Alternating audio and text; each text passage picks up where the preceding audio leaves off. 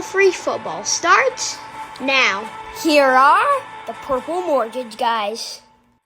What's up, guys? Goose and Tanner coming here on a Sunday night. We got no Vikings football this week, but we wanted to get an episode out here just to touch base on the biggest topic for the Vikings heading into Week 14.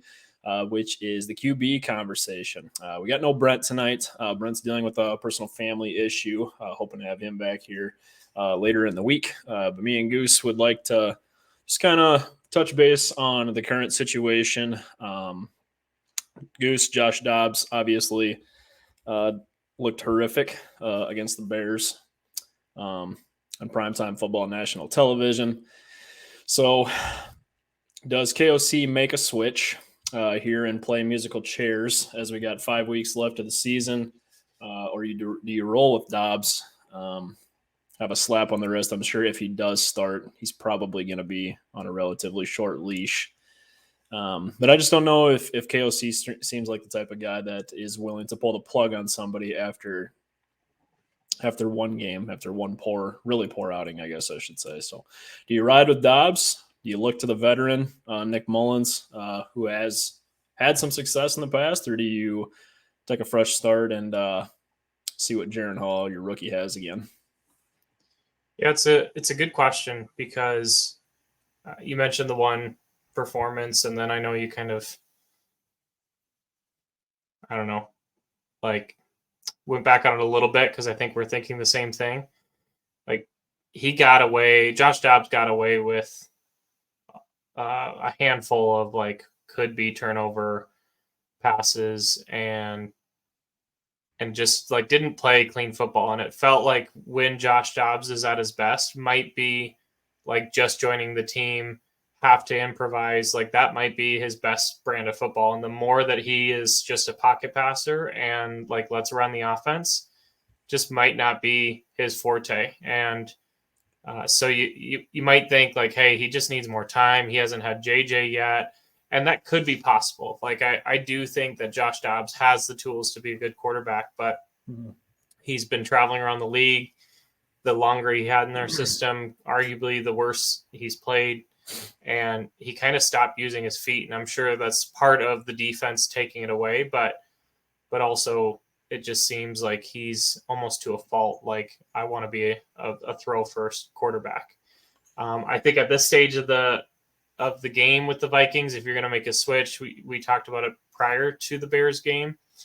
The bye week is the week to do it.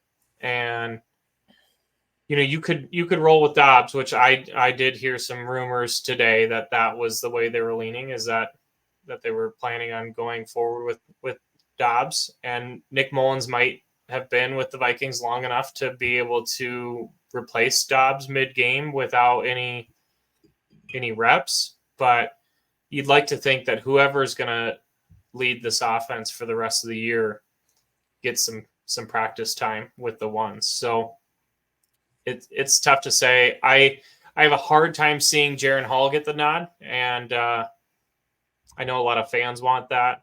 Part of me wants it. I think he looked sharp in his one drive. I think the type of quarterback that he is kind of a balance between Nick Mullins and Josh Dobbs, and that excites me. You kind of want to see what you have there. But I think ultimately the best thing for the franchise to do is probably ride the veteran of the group who's had the most experience, who's shown that he can take care of the ball, probably the best out of the three, and ride with someone like Nick Mullins the rest of the season.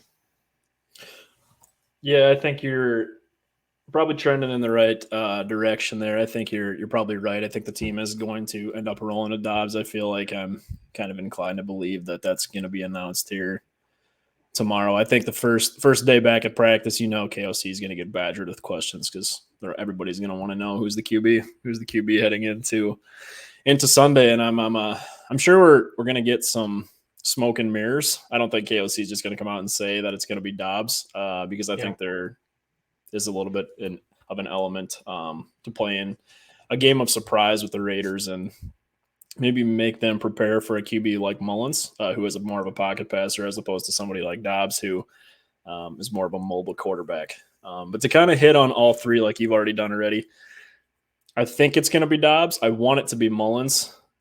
I think Josh Dobbs, however, we know what he is at this point. Like, I think he's as good as he's probably going to get. My only frustration with last week against the Bears is it kind of felt like KOC wasn't really playing to his strengths. So I thought it was a horribly called game by KOC, arguably one of his worst, if not the worst, as the Vikings head coach, in my opinion. I guess we never really had a chance to talk about that. But when you have a guy like Dobbs, especially when you're running the ball really well, which they did against the Bears, you got to be running some more like RPOs into your offense, read pass options and run pass options. I'm sorry, run pass options, and we didn't incorporate any of that. And I think you're kind of forcing a guy to be a pocket passer when that's not his strength.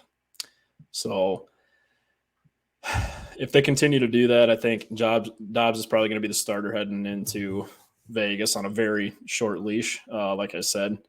And obviously, it sounds like Mullins is going to be QB2. I personally would like to see Nick Mullins going forward. I think he, of the three, probably gives us the best chance to win. There's something scary about Jaren Hall, like, still being QB3. Obviously, we only got like 2 drives out of him against Atlanta before he got hurt. Yeah. And some people are maybe giving him a little bit too much credit. The one like fantastic play that he did make was a wide open pass to Alexander Madison. Like, he didn't have anybody around him. All you had to do is hit the guy in stride. So if you're an NFL quarterback, you should be making that throw. Yep. I'm not trying to knock Jaren Hall because we just don't know. But I think that there's something to the coaching staff maybe. Like, he wasn't even like active. He hasn't been active at all. I think he's been cleared concussion protocol the last 2 weeks. And I think Nick Mullins gives us the best chance to win. I think he's more of a dumbed down version of Kirk Cousins, pure pocket passer, can read the field, probably doesn't have the arm strength that Kirk has, nor the accuracy. But I think that he gives you the best chance of the three to run the offense that you were running before Kirk got hurt. And we've had success with that for the past 2 years. So I personally would like to see Nick Mullins going forward. However, I think it's going to be Dobbs. And I can totally understand why fans would also want to see Jaren Hall, because there is a lot of excitement with the unknown of a rookie quarterback. So yeah. Well, we'll get I did shoot a text to Brent and wanted to get his opinion on the record. Brent is kind of in line with both of us. Brent says, give me Nick Mullins. I'm sick of turnovers. And if we lose the next 2, then he wants Jaren Hall for the last 3, which I think I'm probably in that same boat. Part of me wonders, the thing about seeing Jaren Hall is we certainly haven't seen anything from Jaren Hall, and not that you could expect him to. I wouldn't ever expect this. But you're going into a year where there's going to be a lot of quarterbacks available in the draft. And most teams in this position want to know, hey, do we have, can we bring Kirk back, and is Jaren still a guy that we can develop, or should we look at spending significant draft capital on a quarterback in the first, second round? And that's going to be a tough call, because there's been a lot of tweets and stuff lately about like how many impending free agents we have this offseason. There's undoubtedly going to be plenty of holes to fill. And so, as nice as it sounds of like spend all your draft capital and get the guy of the future, it's going to be really tough to do that. And Daniil's going to command a really expensive contract. They're still going to be working at getting JJ. There's a decent shot that because they may not be able to go quarterback in the draft, at least early, there's going to be a real good chance that they look to re-sign Kirk. They're going to have to make a decision, and it's going to be how many guys can we bring back and run it back again, and then maybe you can afford to take a flyer on a quarterback. But if you go quarterback heavy and you can't bring that many people back, we might be looking at a rebuild of some sort. It might not be a huge one, but there's going to be a lot of holes to fill. Yeah, I agree for sure. I think Another thing that I didn't really touch base on is, and I know I've talked to you about this before, but I have a lot of concern about throwing a rookie quarterback into the fire before he's ready. And I'm not saying that Jaron Hall is not ready. I just feel like there's a reason why he's been pushed back so much and hasn't had as much opportunity with that backup QB role. Because if there was a lot of promise in the preseason and heading into the season, they would have cut Nick or traded him. Because Nick Mullins is a solid backup, and he could probably start, I think, for 10 teams in this league. Like, he's a really good backup. So Yeah. I don't love the idea of throwing a rookie QB into the fire before he's ready. However, I do think that he is, like, if he's going to succeed anywhere, I think that this is an offense that kind of plays to his strengths. Like, he has a pretty good offensive line. Justin Jefferson's coming back. Jordan Addison's been great. TJ Hawkinson's been pretty good this year. So if you can't put numbers up with that supporting cast, then there's probably not a lot of promise there going forward. So yeah. I'm interested to hear what you think, Tanner, on one of the things that I'm really intrigued by is, like, how is JJ going to do in any offense with Dobbs, Mullins, or Hall throwing to him? Like, we talked about it a little bit when Kirk went down. I think I'd mentioned that my fear with a guy like Dobbs or Jaron Hall is that Justin Jefferson is such a true, like, route runner and get a little bit of separation and come down with the catch. And there's times where KOC dials up like a crossing route for JJ where he's wide open, but a lot of it is smooth route running, fit it into a tight window, 15-yard out route, which not a lot of NFL quarterbacks can make regularly. Like, I'm really intrigued to see what JJ looks like as a wide receiver with one of these guys throwing to him. Yeah. And it makes me a little nervous. And I think that he's probably going to be a little bit more understanding that this isn't Kirk Cousins. He's probably going to be missed more than once. He's pretty used to torching people. And I think Kirk kind of just throws it there and expects JJ to get it. But if any of the three QBs on our roster are going to try to make those throws to give him a chance to be really productive in this offense, I think it's Mullins. Yep. I still think it's Nick Mullins of the three. So our QB situation heading into the offseason, kind of like you've touched base on already, is probably a whole nother separate topic for another episode. I'm really hoping that JJ has a lot of say in that. Yep. I feel like we got a long way to go till next year, but I would say things are kind of pointing towards Kirk probably coming back on a one-year deal, maybe 2 years, as they groom that second guy. Like, I think there's, without a doubt, they're going to draft the QB in next year's class. I think the only way that they don't do that at this point is if Jaron Hall somehow does see the field within these last 5 games and he tears it up. Yeah. So, I think the biggest thing, if that happened, but for sure. I think the biggest thing on my mind, and probably on Quasey's as well, is, like, what's going to happen with Danielle Hunter. Like, if you can bring him back, awesome.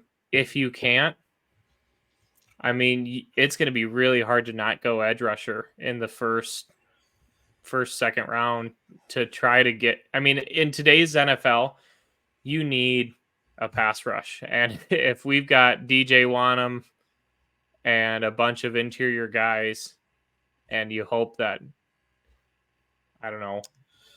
We have zero pass rushers set to come back next year. Neil Hunter, Marcus Davenport, and DJ Wanham are all going to be free agents. So you don't even have any leverage or any like the only player that's tradable on your roster right now is Justin Jefferson, and they're not going to get rid of him. So yeah, that part kind of does suck because if you do have like a really good edge rusher drop in the first round, you feel forced to probably have to take somebody like that. Yeah. And if you want a good quarterback, most of the time, more often than not, teams have to trade up to get their guy. So, like, what do you have to give away to do that? The offseason is going to be super, super intriguing. I think most likely what they're going to have to do is they know they have to get a quarterback. Like, that's just this is going to be a legendary class, I think, based off, it all really depends, too, on if, like, guys like Quinn Ewers decides to come out. I think it sounds like Shedeur Sanders is probably going to go back to school for another year as well. But I think if a guy like Quinn Ewers plays really well in the college football playoff, now that Texas is in it, he could push his draft stock through the roof too and easily be a first-round pick. So there's going to be there could be like 5-6 first-round talents. And you got to go get one of them. You got to find out who your guy is and go and get him. And they just can't afford not to take a quarterback. So I think what they're going to end up doing is probably, if they can't get Danielle back, they're going to have to probably sign 2 older edge rushers on cheap vet deals, hopefully. Yeah. Like Marcus Davenport, I know it wasn't cheap, but it's probably going to be like a 1 year, $12 million thing to get them by for another season. So, and to get him on a deal, they're going to have some baggage, like Davenport's injury history, or like it's going to have to be like hope this works out. So that'll be really interesting. I think, looking at it, what's scary is, Daniil's had a couple of these prove it deals in his career already with his restructures and in the past, it's been like, okay, well, you got injured again, or this year he's playing so well as one of the best. They always do. Edge rushers. They always do on contract years because he's playing lights out. He's going to go. Somebody's going to pay him next year. It's going to be us or someone else. And then I'm not saying that it's guaranteed, but I feel like more often than not, we always see a player that gets the deal that he finally wants, like production drops. Yeah. It's good, and that's going to be tough because you feel like you need a guy like Daniil. He's going to have all the leverage in the world between his age, his season, and then you look at our roster and you go, hey, they need you. Like his agent is going to be Leverage City USA, and it'll be really interesting to see. But how many prime years left does Daniil Hunter have? Who knows? I mean, he's 29 years old. And he's been hurt a lot. And like I want him back. Like he's like he is the foundation, like centerpiece of our defense right now. So it'd be great to have him back based off the year that he's having. But I also there's just a little bit of me that is like super scared to pay a guy a crap ton of money, like $25 million a year, as he's probably like at the beginning heading into like the back half of his career. The beginning of the end. Yeah. So, well, that's just to clarify. That's what I meant by age for anyone who thinks that maybe. I thought you were saying it as it was like a pro, like it was like his age is a benefit. Well, I meant it more from like his agent knows this is his last window to get that deal. Like, oh yeah, he's 29. Sure. Like, there's no taking a discount or taking a 1 year, 2 year deal. Like, I think he's going to go for a 4 or 5 year deal. Like, this is your window to get the big fat contract. And if we go another short-term deal, by the time you're up, you're old. And for sure, it's a scary, like, leverage, timing, like all of these stars are aligning for that contract to be pretty wild. Yeah. You're getting me all hyped up for off-season talk, but I know. I would like to hope the playoffs first. I hope that in the next week or two, it's not like, hey, let's talk about off-season. I follow your Twitter pretty regularly, and so I saw you doing mock drafts, and I was like, oh, fuck, we've lost him. We've lost Tanner to the off-season. I am just like regardless of whether or not we make the playoffs, like this is a really good quarterback class, and I know that they're going to take one next year. So I just like to be able to, based off like their current position, I kind of like to take a look at who I think is potentially going to be available there, but that's going to be a topic for another day. The only other thing, unless you have anything else, I would really like to, there's one stat that I wanted to share. I did put it on Twitter earlier this week. And it's more of just like an FYI type thing. But if Nick Mullins, his career quarterback rating is 88.7. So if he was playing this season and his QB rating is 88.7, that would be good enough for 20th amongst active starting quarterbacks this year. To put that in perspective, Josh Dobbs is currently 26th out of 32 starting quarterbacks. So for an 88.7 rating, that's putting you in the conversation of guys like Derek Carr this season, Geno Smith, Jordan Love, Sam Howell, like around that. Like those are good QBs. Like those are average QBs. And I think like Nick Mullins, like at his peak, is like an average QB in this league. I just don't think we really had a chance to see it yet because he's been a journeyman backup for a majority of his career. But the time that he has gotten to play, I do think that like when he was in San Francisco, the roster wasn't the greatest. And that was kind of at the beginning tenure, I think, of Kyle Shanahan's tenure with San Francisco as well. So you got anything else? I don't think so. But just to recap, so I'd like to see Nick Mullins, but I think it's going to be Dobbs. You're on the same page. It's probably going to be Dobbs. All three of us, I would say, we're probably in agreement with that. Yeah. And then I think we're probably both on board with Brent, where if we lose 2 in a row, like let's see what Jaron Hall has. Yeah. Or 100%. Okay. You can afford to play musical chairs then because your playoff hopes. Like if you lose to Vegas and Cincinnati, the Green Bay game hasn't gone final yet, but if they win tonight too, that's not boding well for us moving forward here. So, only other thing I'd say is we're at 395 subscribers. Most of our viewership is not subscribed. Might be a lofty goal for this time of the year, but we set a goal at the beginning of the year to hit 500 subscribers. We've maybe been a little bit more dormant than we had planned, just for different things that have come up. But if you watch regularly and you're not subscribed, hit that subscribe button. We try to record and drop 2 videos a week, and it's going to be a wild ride of an off season, kind of no matter what happens. Yeah. And so love for you guys to subscribe. Yeah, guys, hit that subscribe button. We would love to have you help us reach our goal by the end of the year of getting to 500 subscribers. For those of you that don't know, we are the Purple Mortgage guys. We do mortgage full-time, talk football part-time. So if you are looking for a home or looking to purchase a home sometime soon, we would love to help you out with that as well. Goose and I are both lenders here. So feel free to visit our website at the top of the page here as well if you'd like to do that. But we'll be coming back at you here later this week. Hopefully Brent will be back to preview the Vikings Raiders game. It's going to be a big one for us. And we'd love to know who you think the Vikings QB is going to be under center next week. So drop those comments below and we'll see you next time.